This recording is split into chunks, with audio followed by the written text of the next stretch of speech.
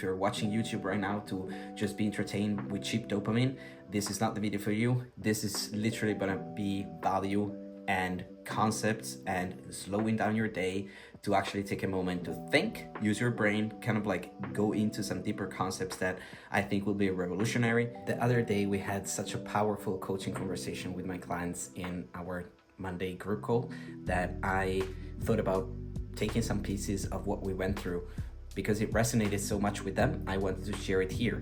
The quality is not going to be high quality. This is going to be recorded on Zoom, but the concepts will be life-changing. I thought, why not sharing it with everybody and hopefully get you to see your identity, your actions, self-sabotage through a completely different lens. This will shed some light on some of the concepts that you'll be struggling with, especially if you are a high achiever LGBTQ person. Then you're my tribe. This is who we are. This is what we're doing. If you are dealing with high functioning depression or anxiety, this is a channel that probably want to keep following. This is at least what I help people dealing with and breaking through, living their life by design, and truly make an impact on themselves, their own health, their life, and the people that they love. I had people in that call being, I love this has really helped me. I had a client that just joined reaching out saying, my mind was blown because they felt so seen and understood for the first time. So I really hope this is some of you as well. And if you feel seen, understood, and you resonate, then know that you're not alone. There's people out there just like you. I'm one of them, and my clients are exactly in the same boat, and that's what we are trying to build. That said, enjoy the video, and hopefully I'll hear from you in the comments. I don't want to put words in anybody's mouth, but I spoke about these exact feelings with probably every single person that is on this call, and probably every single person that is active in this program or has ever been a client of mine. And I definitely understand you 110%. We tend to, especially as LGBTQ people, we have grown up with having to figure out ourselves. Like we understood at some point in our childhood, most likely, or teen years at the very least, we were like, there's something different about me. And I need to operate in this society still. I gotta go to school, I gotta see friends, I gotta have a family, right? So I gotta fit in, I gotta play the part, but I always feel different. That prompt us, especially us, and I'm talking about just the fact that we identify as part of the LGBTQ community, but it's part going inside to find answers, right? Because as a kid, what happens between the age of 0 and probably in your teen years, your brain is never going to put guilt onto or blame external realities. It always brings it back to you as the source of what's going on. That's what a kid does. You don't have a filter. Your subconscious mind is fully open, and you have no filter that an adult tends to develop to then see, oh, wait a second, that is not my fault.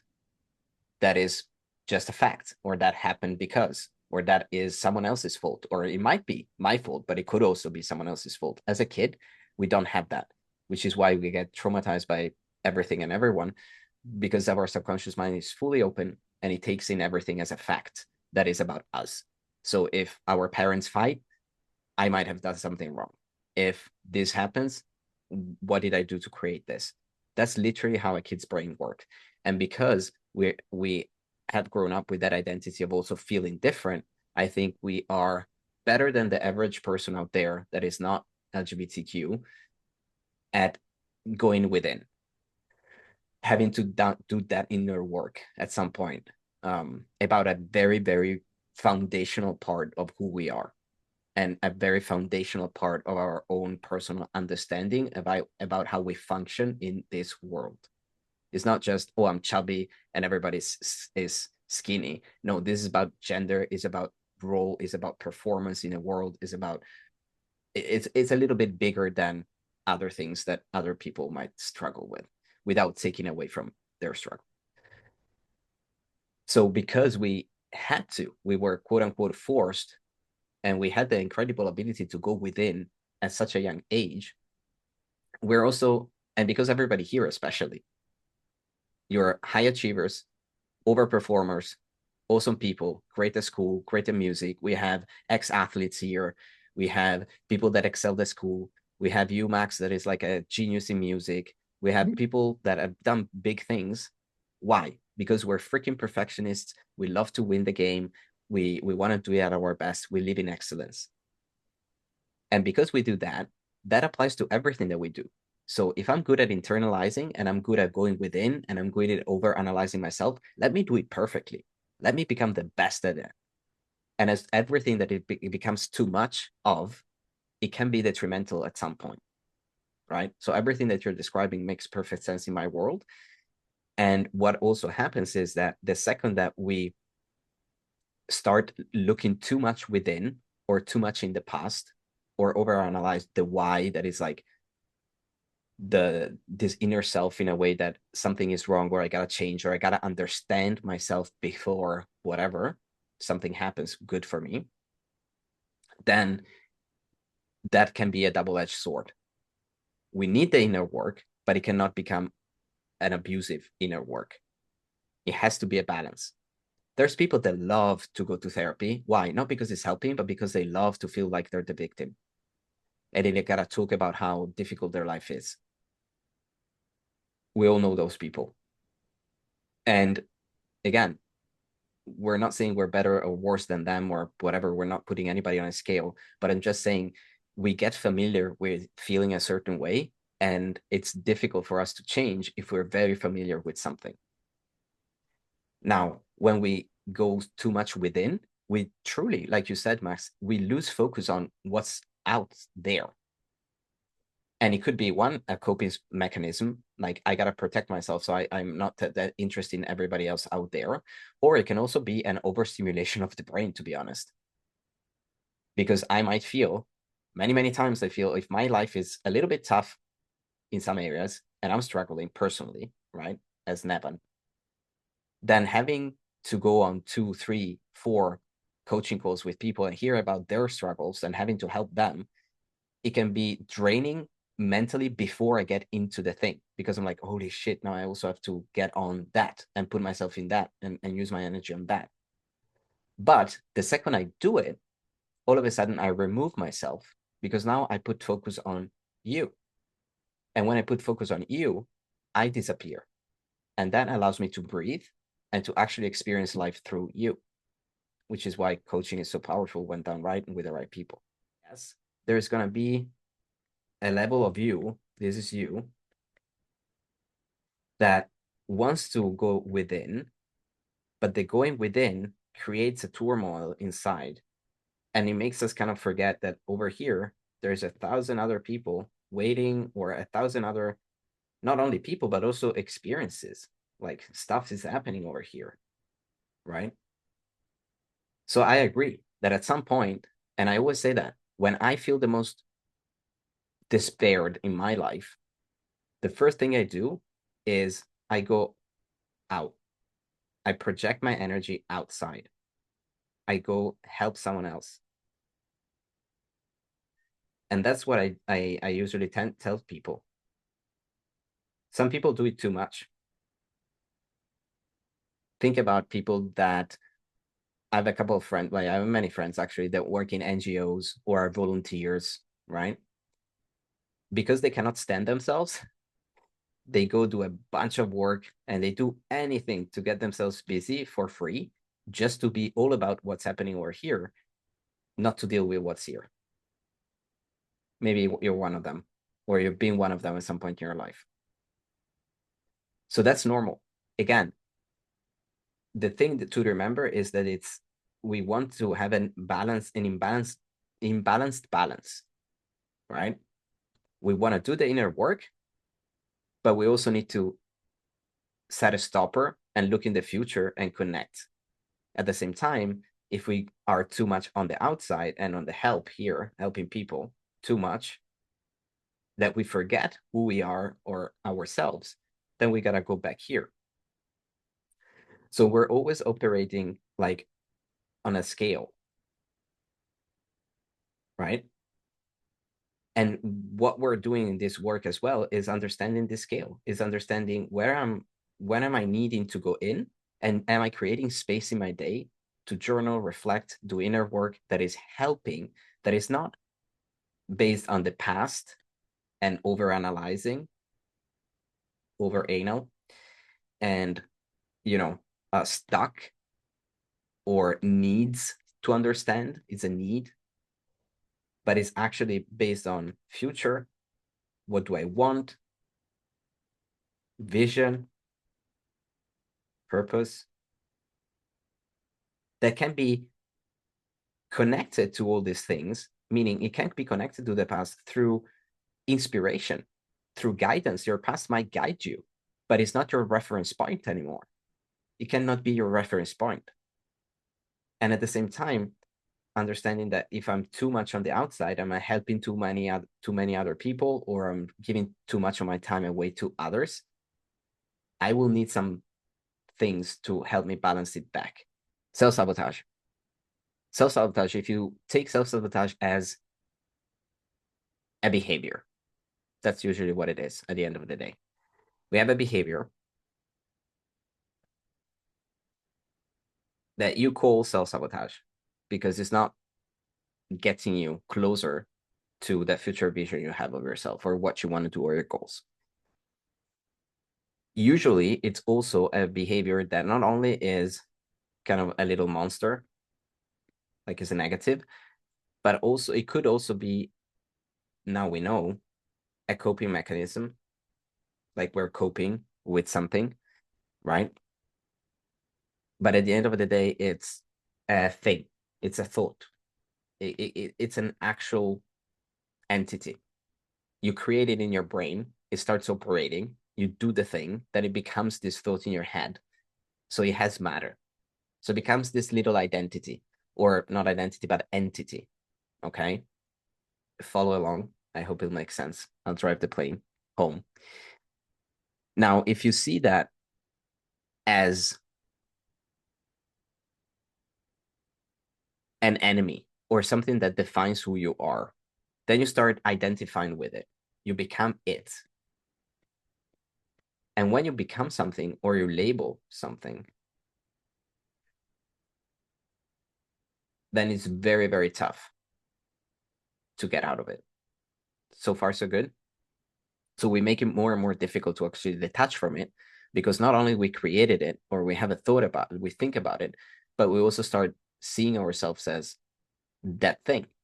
I'm the person that procrastinates, or I'm the person that always skips a workout, or I always have to battle in my head whether or not to eat healthy or have that meal or not, et cetera, whatever that it is, right?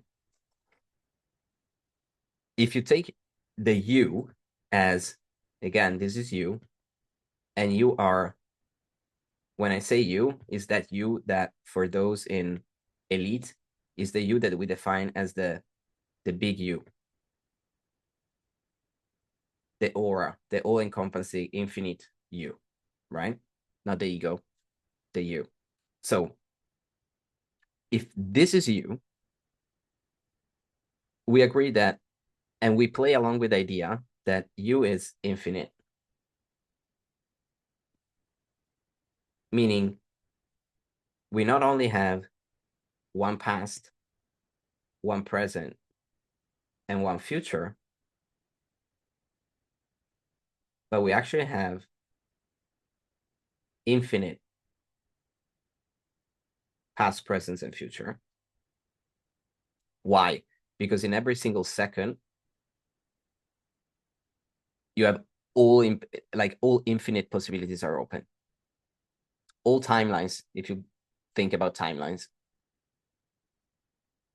all universes, all options or opportunities are open in every single moment of your life. If you play this game and you take it on, which again, I'm not saying it out of my ass, this is a little bit of neuroscience, a little bit of physics, a little bit of thermodynamics rules, laws, and a little bit of quantum physics and all that. It's a mix of a lot of things. If it helps, it helps. It's not. If it doesn't, it doesn't. But if you are here and you're infinite possibilities at any time in space, then And we define self-sabotage as a thing that is also, that thing is just one of the options. Let's say that one. That's procrastination, that's eating, binge eating, that's closing off, that's not participating, that's all the quote unquote self-sabotage behaviors that you have. Instead of identifying yourself as it, instead of saying, I'm that, or I always do that, you want to see it as it's one option. It's just an option. The power of seeing it from my perspective, if you adopt this worldview and this, you play with this thought, and it just becomes one option, what that does is that you feel more in control. That you, like, you remember who you are. You're back here. All of a sudden you remember, oh, wait a second, who's in control of everything in every second of my life? Who's playing the game? Who's actually creating the game, not only playing the game? If you know, you know. But if you're creating this game and you remember who you are and you feel in control, when we feel in control, we feel empowered. And usually that's what we are craving in life. Everything that we're trying to escape or trying to get better at is needing control most of the time. And if we start seeing that we are in control from this higher self perspective, and the self-sabotage is not bad, is not like me being an asshole or being an idiot or me having a traumatic experience with something or me always coping the same way, but we actually see it as this is just one option. It's one identity, is one path that I could take and that I can take and that I get to take if I want to. But because I know that it's just one option out of 1,000 and I know who's in charge, I'm reminded who's in charge, I can decide not to do it or I can decide to do it. The powerful thing here is that you feel like you choose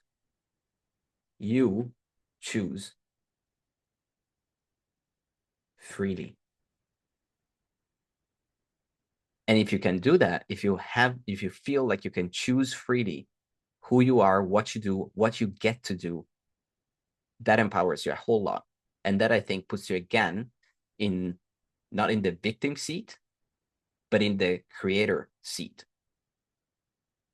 Not in the pawn on the chessboard, but as the chess master playing the game.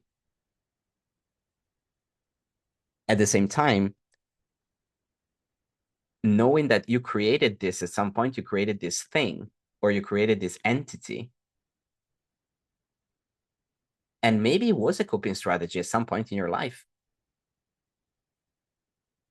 that will want to stay with you.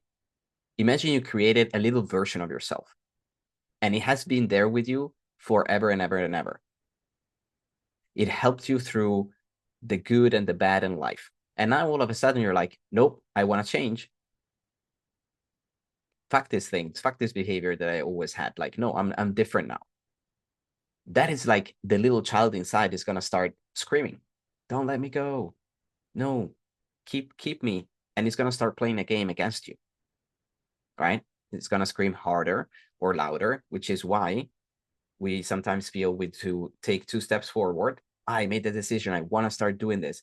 And then someone is playing a counter game of making us feel or making us actually go 2 steps behind or 1 step back.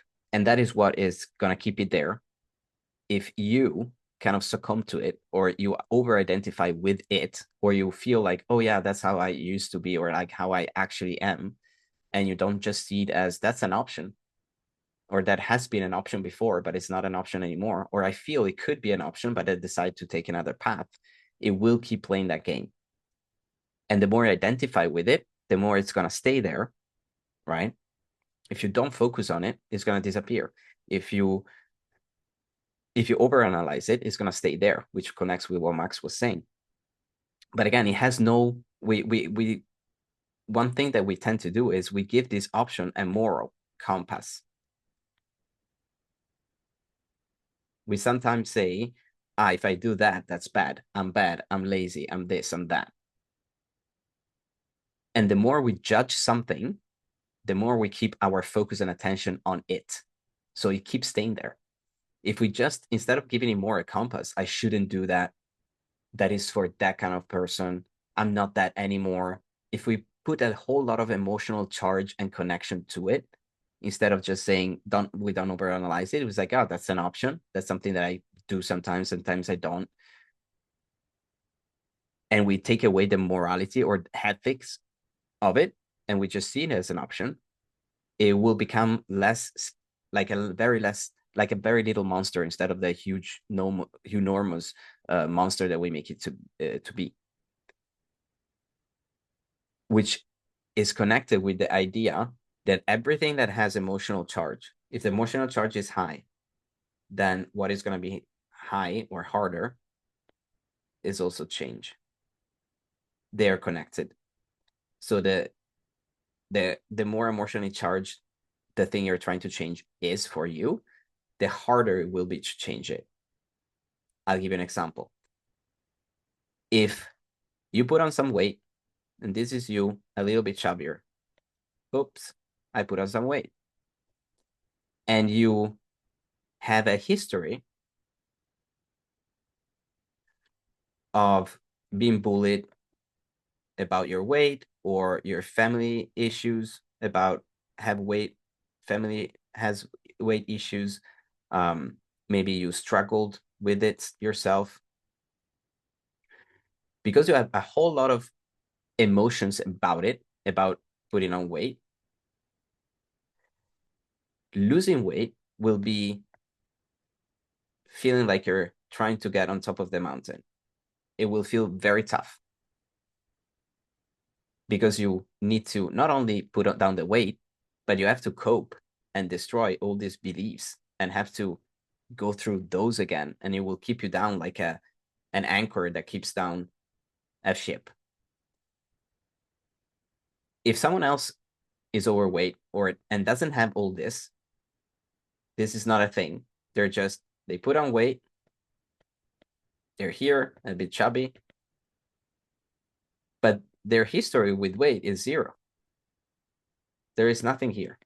No charged memories, no impressions, no big deal. They never had a thing with it that much. Their family, it's not a thing they talked about. They have no issues. For this person, losing weight will be happening in a second, in an instant. It will be quick because there is no mountain to climb. There is no belief that they need to go destroy. So the more we're attached to something emotionally, the more we're going to feel, because we believe, oh my God, this is going to be so difficult. Why? Because my family has tried so many times in the past. So I see my family trying to do it and it's being so tough for them. And by the way, you can apply this with anything. Earning money, losing weight, getting to a certain relationship, whatever. It will always feel that way. The more you're emotionally attached to something in some shape or form, and you have an attachment of emotion that is charged by anything, whether it's judgment, resentments, fears, anxieties, griefs about it, the more it will contain something. And the more it's like your idea of shifting it will be feeling like it's hard. Therefore, not only you have to change the thing, you also have to change your beliefs around it. And like we've seen in previous calls, if you believe a process to be hard, difficult, long, it will be that. There is an energy that is old and it's an old version of you, or things that you have experienced or that you have been going through, and now we're trying to create a new version of you, or you're creating a new, again, it's not a new you or a better you. You're just coming home to yourself. You're realizing again, you're remembering who you actually are in this process, right? But you need to shed this to build this, and it will require, it's operating on different frequencies. Is completely different.